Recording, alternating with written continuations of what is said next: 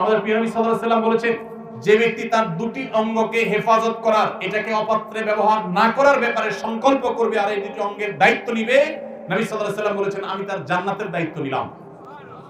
তার একটি হলো ঠোঁট, মুখ। এই মুখ দিয়ে সে কখনো মাদক গ্রহণ করবে না, মুখ দিয়ে মিথ্যা বলবে না, মুখ দিয়ে গালমন্দ করবে না, মুখ দিয়ে মন্দ কথা বলবে না, গায়ের জোর খাটাবে না, মাস্তানি খাটাবে না, গুন্ডামি করবে না, অপরাধ করবে না, বেয়াদবি করবে না, এই মুখ দিয়ে কোনো অন্যায় করবে না। এবং সে তার লজ্জাস্থানকে যদি কন্ট্রোল করতে পারে, তার ইজ্জতকে, সম্ভ্রমকে যদি সে নিয়ন্ত্রণ করতে পারে, বৈধ বিবাহের আগ পর্যন্ত সে হারাম কোন রিলেশন, অবৈধ প্রেম, অবৈধ ভালোবাসার কথা যদি সে না পাওয়া, এই ব্যক্তিকে নবী করিম সাল্লাল্লাহু আলাইহি ওয়াসাল্লাম জান্নাতের গ্যারান্টি নেওয়ার কথা বলেছেন। অতএব এই মাদকতা থেকেও আমাদেরকে মুক্ত হতে হবে। এটি ছাড়া আমরা কখনো আদর্শ মুসলমান হতে পারবো না।